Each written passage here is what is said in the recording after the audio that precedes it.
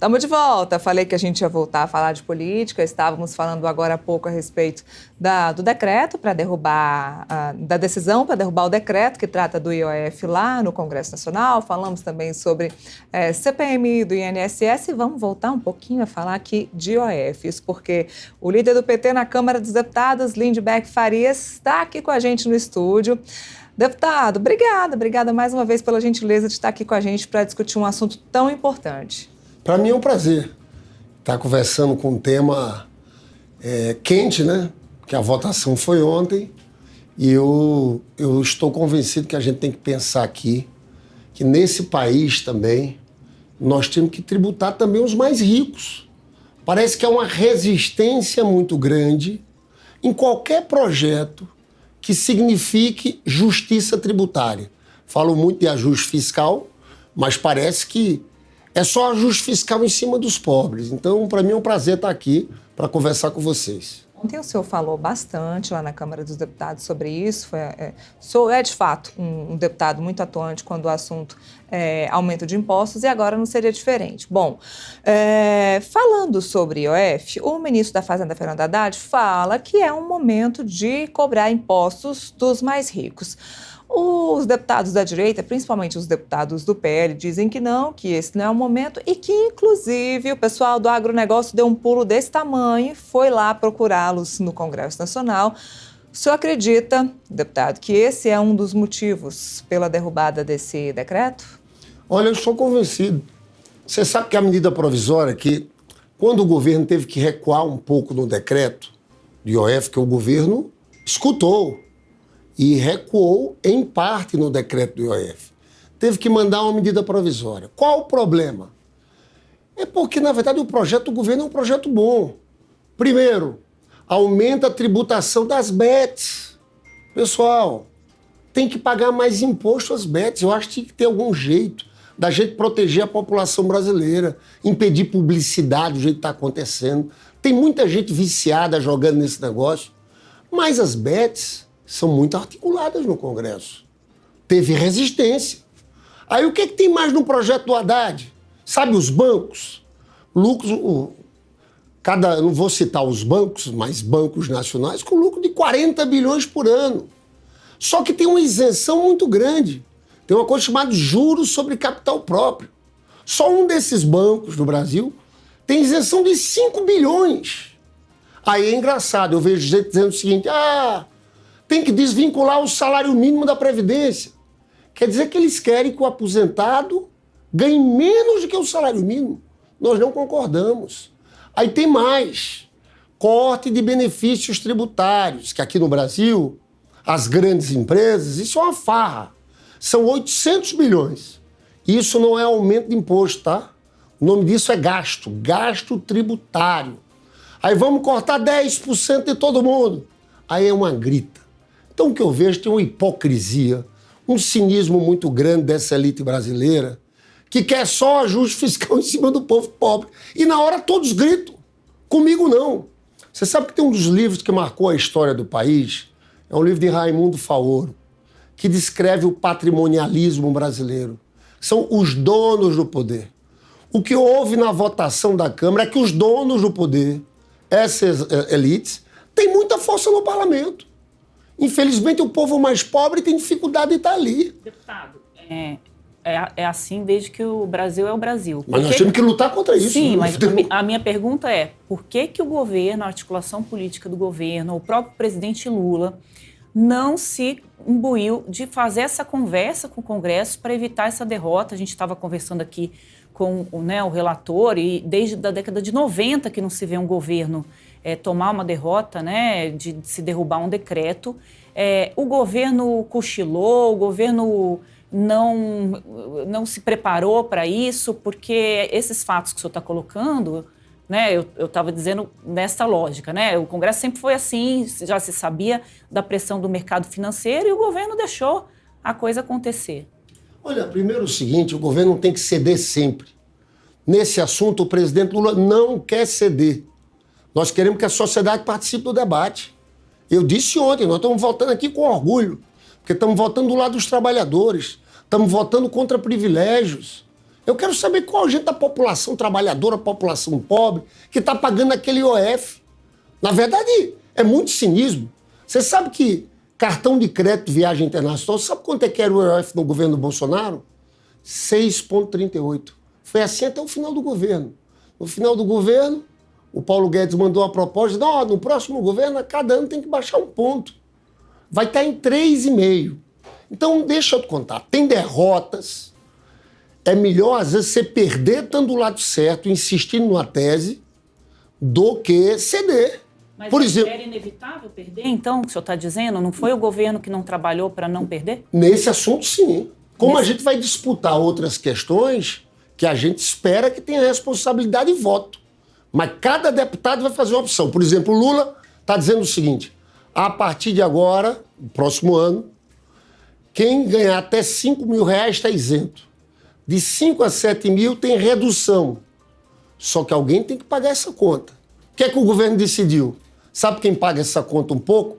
Quem é muito rico e hoje não paga imposto. Porque uma professora da rede municipal, sabe quanto é que paga de imposto?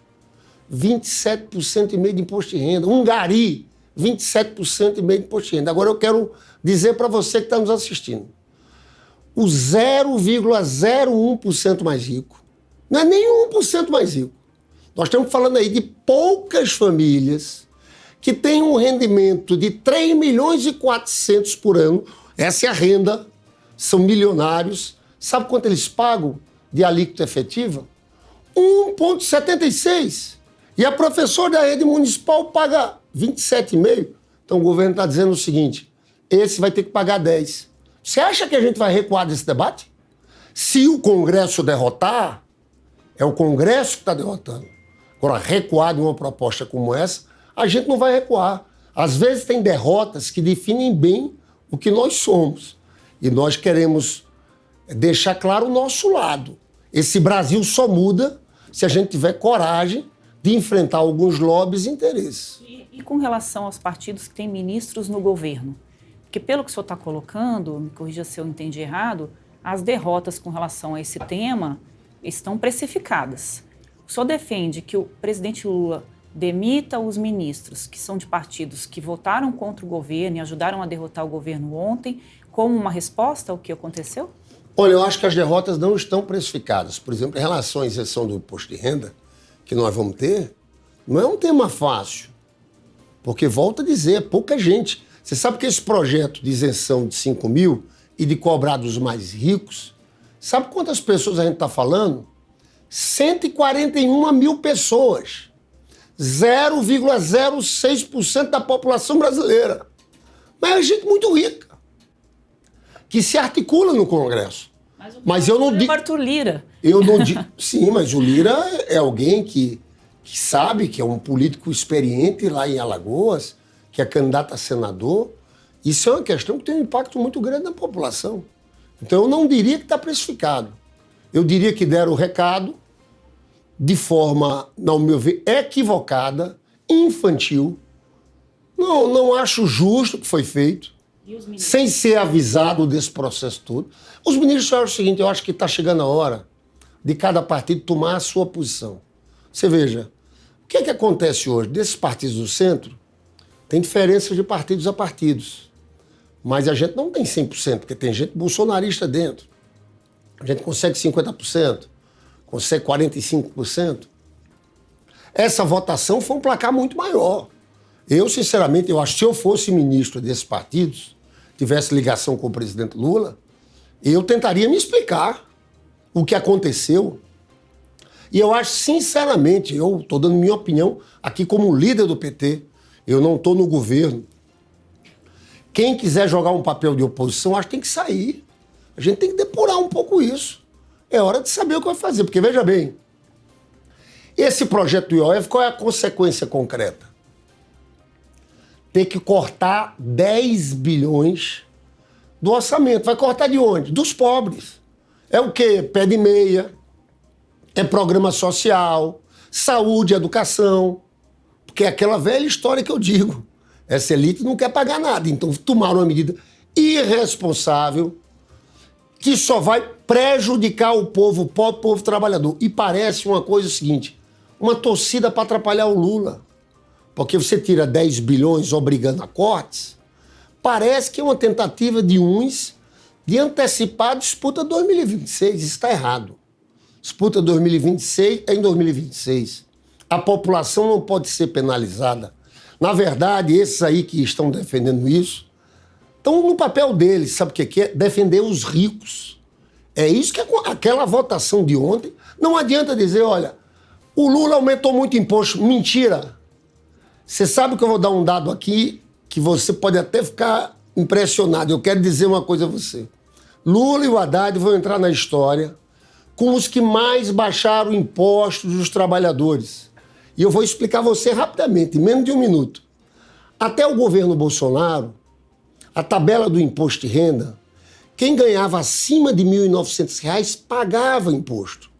Você ficou o governo do Temer e do Bolsonaro, eles nem reajustaram essa tabela pela inflação. Aumentar de 1.900 para 2.000, congelados. Então eram muitos brasileiros que pagavam. O Lula entrou. Hoje, quem recebe até R$3.000 não paga imposto de renda, que são 2 salários mínimos. No próximo ano, aprovando essa proposta, são R$5.000. Sabe o que isso significa? Que 92% dos trabalhadores brasileiros vão estar isentos.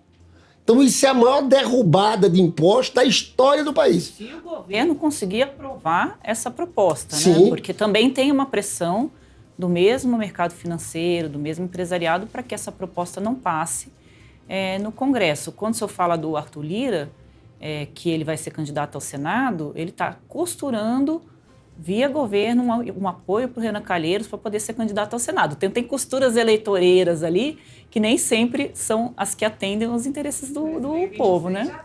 Já está em cima. Exatamente. Você tem razão, Andressa, mas deixa eu te contar. Eu tenho visto, eu faço parte dessa comissão do imposto de renda, a posição do relator, do presidente Arthur Lira, é uma posição de muita colaboração. Está discutindo muito. Eu não vi na comissão ninguém contra a isenção dos 5 mil. Pode ser que tenha discordância no ponto de tributação dos ricos, mas discordância em detalhes. Mas eu acho que esse projeto vai ser votado. Independente de ser votado esse, você vê a diferença. Era 1.900 no Bolsonaro, agora R$3.000. Então veja, só que é aquilo que eu tenho repetido aqui sempre. Para a gente isentar para 92% da população brasileira, a gente tem que corrigir as distorções. É onde eu confesso a você, se tem um tema que me irrita, eu até falando aqui, é porque eu acho muito cinismo, muita hipocrisia. Eu vejo nesses fóruns econômicos milionários dizendo, olha, tem que desvincular o salário mínimo da Previdência.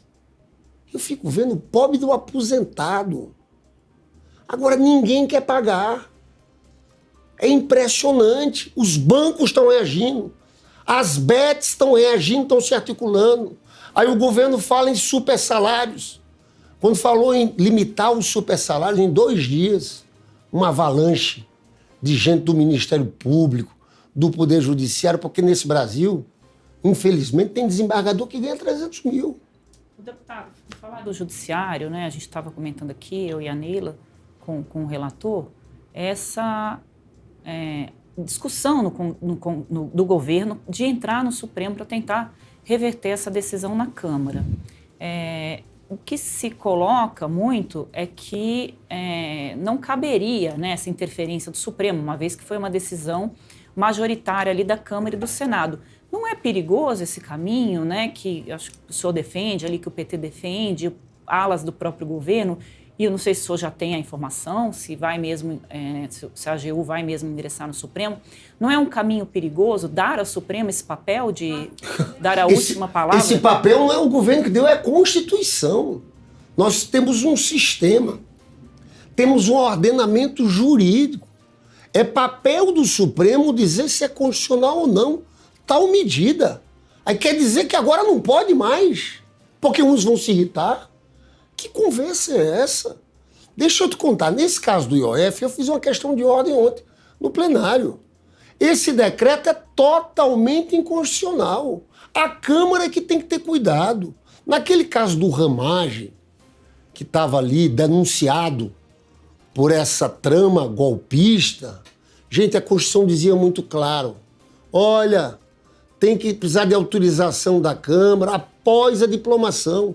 O Ramagem não era deputado. Ele cometeu aqueles crimes quando era chefe da ABIN.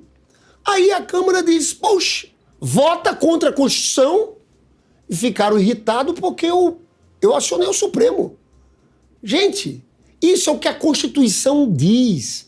Nesse caso do decreto do IOF, está lá expresso, artigo 49, inciso 5º da Constituição.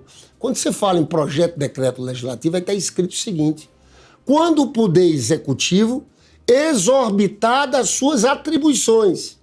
Aí existe uma lei do IOF. E a lei do IOF diz que é papel do Poder Executivo, dentro daquelas alíquotas, mexer. E pode mexer, inclusive, apesar de ser um imposto de característica regulatória, está na lei, para aumentar a arrecadação fiscal e monetária. Onde é que o governo extrapolou? Sabe quem extrapolou? O Poder Legislativo.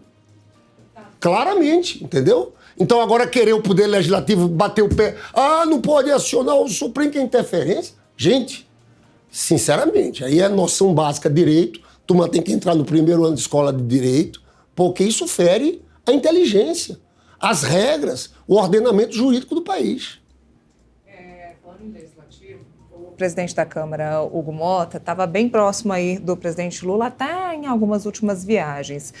O senhor acredita que esse movimento que ele fez ontem foi um morde-a-sopra? Que movimento que eu digo? De pautar a derrubada do decreto sobre o IOF e, ao mesmo tempo, colocar em pauta a questão da isenção do imposto de renda para quem ganha até 2 salários mínimos, ou seja, mordeu e assoprou aí para o presidente Lula. O senhor vê dessa maneira? Olha, eu não vejo morde-a-sopra, não. Eu confesso que eu estou muito chateado com o que aconteceu, porque nós fizemos campanha do Hugo Mota e sempre teve um mote.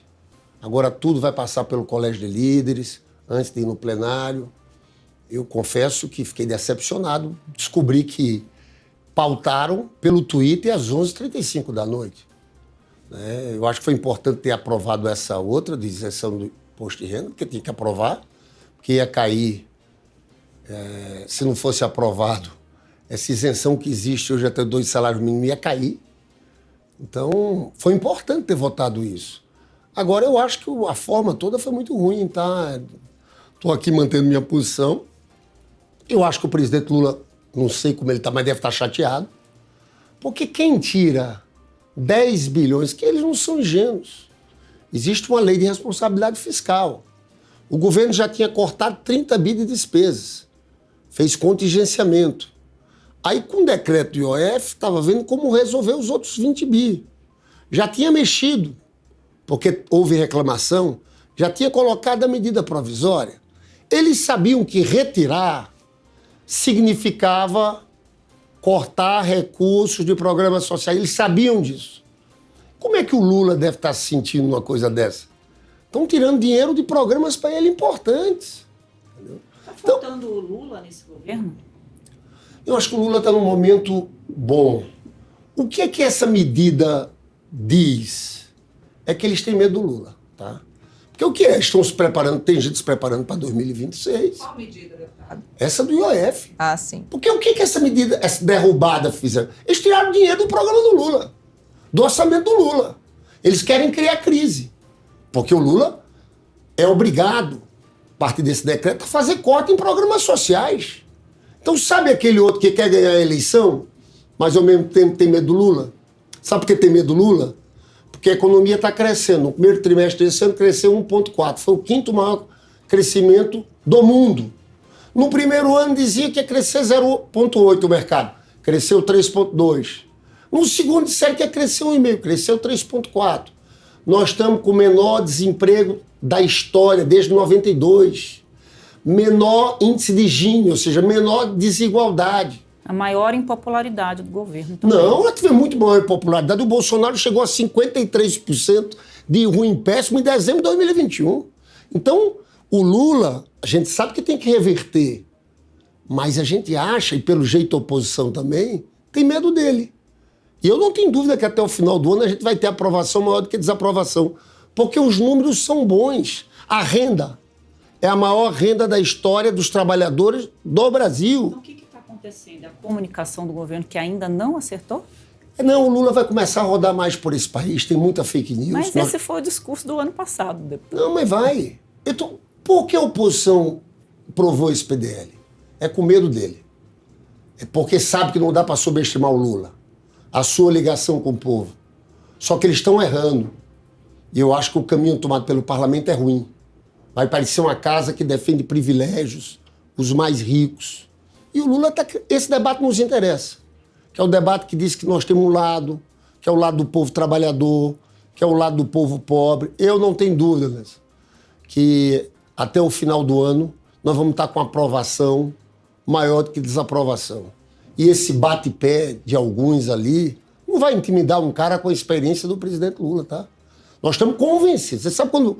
Queria dizer uma coisa. Sabe quando você está convencido que você está na pauta certa? Eu sei que é isso que está com Lula. É isso que está presente com o ministro Haddad e com essas medidas tributárias. Então, esse vai virar um debate da sociedade brasileira, né? O Haddad está sempre falando. O cara que é dono da cobertura tem que pagar o condomínio também. Não é só o zelador que mora lá embaixo.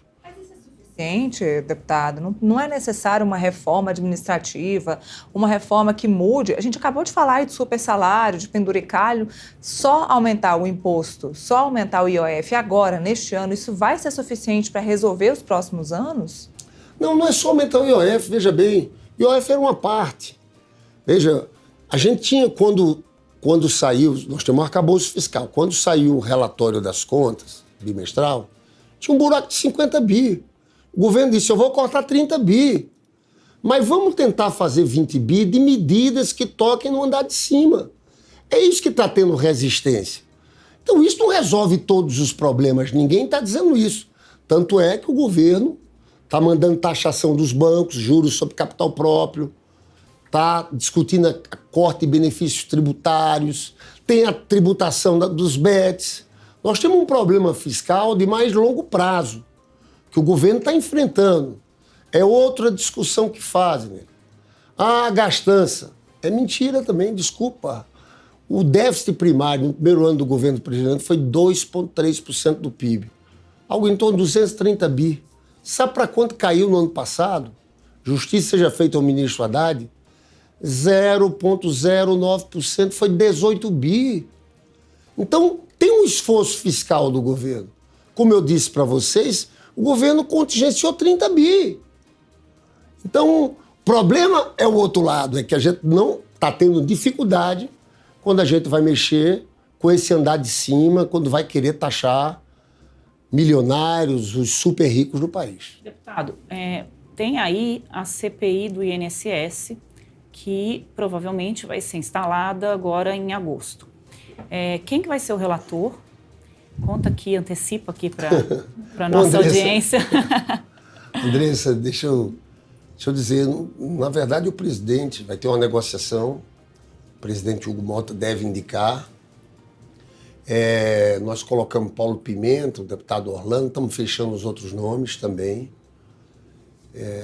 Eu estou convencido também que nesse caso, eu acho, minha opinião própria, o pessoal do Bolsonaro vai se enrolar nessa CPI, né? As informações que a gente tem, mas a gente quer que seja tudo o mais transparente possível, entende? O governo está correndo agora para fazer a devolução de recursos para as pessoas que foram penalizadas.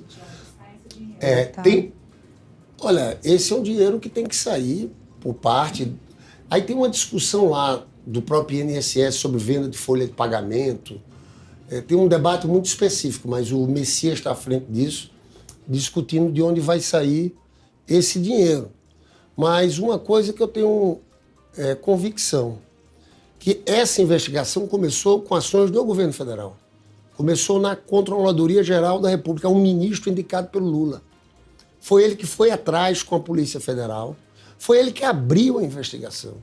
Essa investigação não teria acontecido no governo anterior. Tanto é que houve denúncias muito parecidas e não aconteceram. Mas Então, viu nesse governo, né, o número de descontos. Mas conta pra gente quem vai ser o relator, como é que tá, Andressa, quem são os nomes? Eu juro que eu não sei. Eu juro que eu não sei. Porque eu vou ter que descobrir e contar pro senhor. Pois é, eu vou te acompanhar aí. Eu adoraria que fosse alguém nosso, mas eu vejo o seguinte, o Omar Aziz vai ser o presidente. Eu creio que vai ser um relator mais ligado aos partidos do centro, do centrão. Acho que vai passar ali pelo presidente Hugo Mota. Há alguma preocupação, desculpa cortar o senhor. Nada disso. Há alguma preocupação com relação ao irmão do presidente Lula, que é vice-presidente daquele sindicato que a Leila já falou o nome e eu já esqueci? Nada. Sindinap, porque esse é um ponto, né, que a oposição certamente vai explorar. E da parte do governo, qual que é a preocupação com relação a isso? Nenhuma, gente. Inclusive, eu quero parabenizar o Metrópole, porque essa coisa começou a surgir aqui com matérias feitas pelo Metrópole. Deixa eu te contar. Isso é nenhuma. Isso só existe na fake news daquela turma bolsonarista. O Frei Chico, o irmão do Lula, é um cara que tem uma vida mais do que modesta. É um absurdo, é um desrespeito colocarem nele quem conhece a história, entendeu? Então tem um problema que essa turma é boa em fake news, mas quando vai eu vejo lá na Câmara. Quando a gente vai para o debate, falta argumentos. Eles ficam na gritaria, entendeu? Então, o que é fake? O sindicato do qual ele é vice-presidente arrecadou muito, né, cresceu muito com relação a esses contratos, né, falsos com os aposentados. Nesse caso, o que é fake? Até onde eu sei, esse sindicato e outro, ali existem entidades sérias e entidades que foram feitas para fraudar e roubar dinheiro de aposentado. Pelo que eu sei, eu quero falar da figura do Frei Chico, irmão do Lula, que eu conheço, um cara que vive de forma modesta, não tem nada a ver com isso.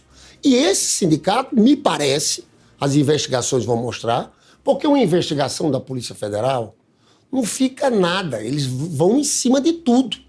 É por isso que eu estava dizendo, você acha, o Coronel Crisóstomo esteve aqui há pouco tempo, ele estava coletando assinatura, eu perguntava, vocês acreditam mesmo numa CPI que o Coronel Crisóstomo, a turma do PL está chamando? Sabe o que vai ser a CPI? Deixa eu falar a verdade aqui. A CPI do grito, da confusão. Você acredita mesmo que uma CPI como essa ali no Congresso vai mais a fundo em investigação do que a Polícia Federal? Isso não existe. Sabe que eles vão pedir a informação? Para a Polícia Federal. Eles vão fazer aquela briga, cada dia um espetáculo. Tá feio o funcionamento da Câmara. Às vezes é baixo nível. Então aquilo vai ser mais um teatro, mas a grande investigação vai ser conduzida pela Polícia Federal e não vai sobrar pedra sobre pedra, independente de quem seja. Porque essa foi a determinação do presidente Lula. E foi por isso que foi o ministro do Lula, o Vinícius, da CGU, que começou todo esse processo. Então eu tenho certeza do seguinte, essa fake news do irmão do presidente Lula vai ser bom que vai ser desfeita. Porque não tem nada e nós não temos temor algum. Se alguém fez alguma coisa errada, que pague. Agora vocês vão ver que vai sobrar, porque pode ter crescido e continuou no governo agora, mas pelas informações que eu tenho, vai pegar gente graúda, gente forte do governo Bolsonaro. Deputado, tem uma questão que foi trazida aqui pelo deputado Crisóstomo, que ele ficou incomodado com a forma como o senhor o tratou ontem. O senhor estava comentando aí essas discussões ali que tem pautado muito os debates no Congresso.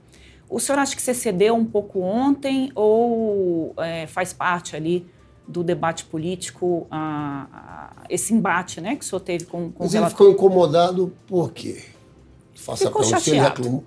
Não, porque eu respeito ele, eu falo com ele. Magoou. Baixa que chateado.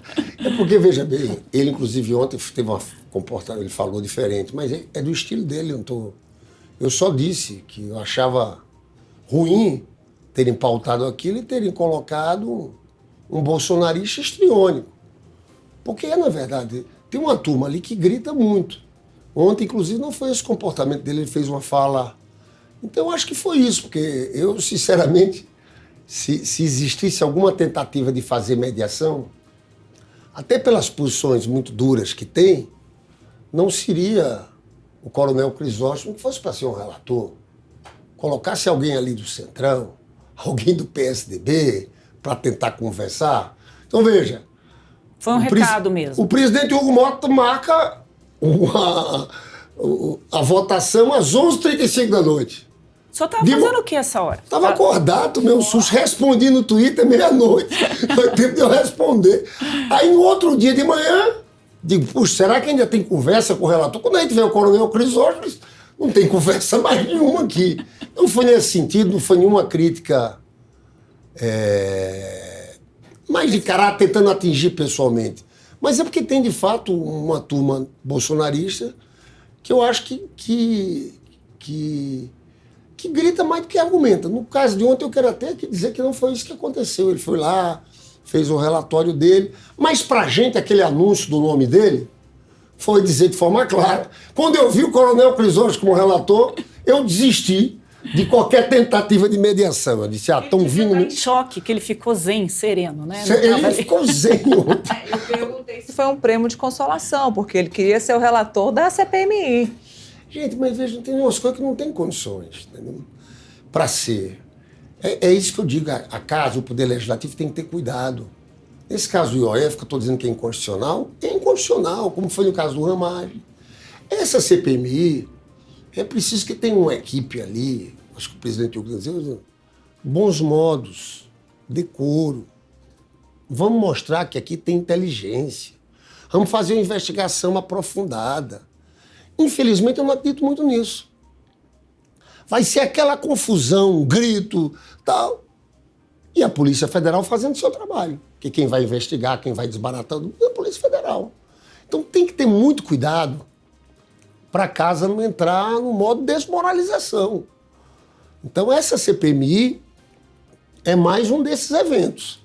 Então eu espero que os líderes escolham pessoas que tenham altura para fazer uma investigação. Porque quando você monta uma CPI, muda o papel. O deputado deixa de ser legislador ali, um pouco para jogar um papel de investigador. Né? É igual eu tive defendendo a presidenta Dilma naquela comissão que teve aquele impeachment, que aquilo para mim foi a maior fraude da história. Eu participei de tudo aquilo, mas naquele caso eu não era senador. Só, a gente era juiz. Então eu espero que exista esse sentimento de ter bom nível, de ter compostura dos parlamentares que vão estar nessa CPMI. A gente também espera que se torne um palco pré-eleitoral. Claro, mas você como eu, há de convir, né? Tem tudo para virar, né? Por isso que eu falo, tem que ter muita responsabilidade da indicação. Eu queria só explicar aqui para a nossa audiência essa questão do relator, que a gente tem falado bastante, né? Quem não acompanha tanto a política, a escolha de um relator, né, de um projeto como esse, é feita pelo presidente da Câmara. Por isso que o presidente da Câmara tem um poder muito grande, né? E os deputados é que escolhem o presidente da Câmara. Inclusive o PT, do deputado Lindbergh, votou para que o presidente da Câmara fosse Hugo Mota, mas o deputado já disse aqui que tem um arrependimento pessoal, o senhor falou, né? Não tenho arrependimento de ter apoiado, não. Uma mágoa. Não, eu fiquei decepcionado com o que aconteceu essa semana. Sim. Para virar um arrependimento pessoal de voto. Eu dei uma leve esquentada na notícia. Ainda tem um caminho, eu sei que não é fácil. Presidente, eu acho que foi um erro grave que foi cometido, mas o presidente Hugo Mota, a gente quer retomar um pouco essa relação, tem projetos de interesse do país. Não é uma decepção, vamos corrigir aqui a palavra, que queimou essa ponte de diálogo com o Hugo Mota. Não, nós não podemos fazer isso, porque temos interesses do país, tem que estar em diálogo. Eu conheço o presidente Hugo Mota de tempos, somos conterrâneos, paraibanos, eu o respeito. Eu achei que foi errado a forma como aconteceu, sem ter uma reunião de colégio de líderes, sem ter avisado ao governo. Nós fomos pegos desprevenidos, eu acho que isso é uma casca de banana que jogaram para o presidente Lula, porque corta recurso, aquilo que eu falei. Acho que foi errado. Completamente errado. Completamente. Não tem que me convença que isso tem alguma base, né? Então, mas isso não significa que a gente não vá conversar, tem que recompor, O presidente Lula gosta dele. Então é isso, vamos ver as cenas do próximo capítulo. Agora, tem um problema concreto. Tem 10 bi que tem que ser cortados. Ou então, tem que ir para o Supremo. Então, essa decisão é que tem que acontecer agora, para a gente ver o que faz, né? Então, tem um problema que foi colocado no colo do governo. Todo mundo sabia que a derrubada do IOF como esse ia trazer algum tipo de consequência. Infelizmente, a consequência vai ser assim, porque não tem por onde cortar. É cortar ali. São despesas discricionárias. Vai ser algumas opções. É o programa Pé de Meia, é Minha Casa Minha Vida. É isso. Então foi essa situação que colocaram. Você veja, quem perde é o povo. O que se coloca é o governo que criou essas despesas. E quando o governo criou as despesas, ele devia ter uma receita. E ele não tinha. Então, na verdade, foi um problema criado pelo governo. Como é que o senhor responde isso? Gente, veja bem, o governo Bolsonaro estourou as contas do Brasil. 800 bi acima do teto de gastos. Vocês lembram do último ano da campanha? O que ele fez para tentar se reeleger? Estourou tudo. Não pagou precatórios. Deu calote nos governadores na questão do ICMS. Fez de tudo. O governo Lula entra. Como eu falei para vocês, tinha um déficit de 2,3% de PIB. O déficit era 230 bi. Caiu para 18 bi.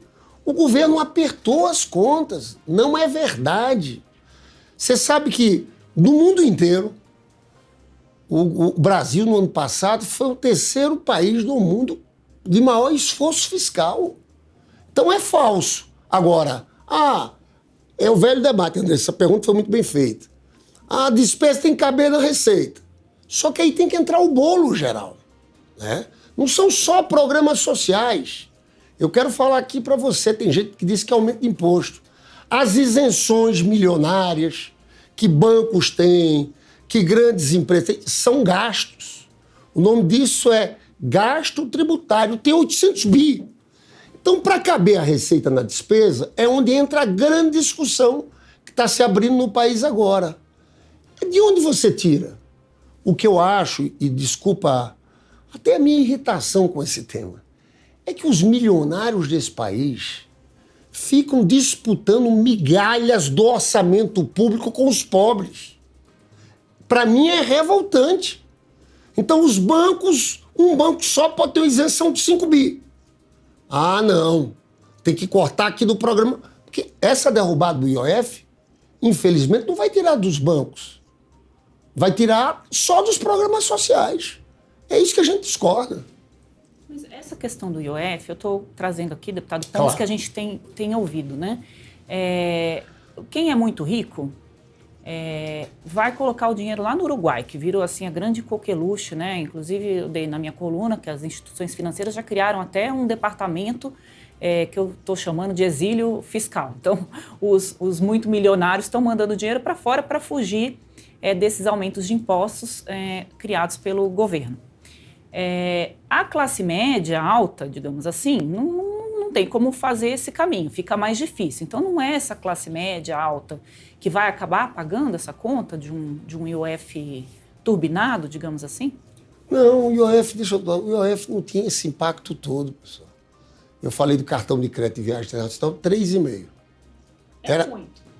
Sabe quanto era no governo Bolsonaro? O pessoal que vai para a Disney sabe como fica o cartão depois quando volta. Mas escuta, sabe quanto era no governo Bolsonaro? 6,38.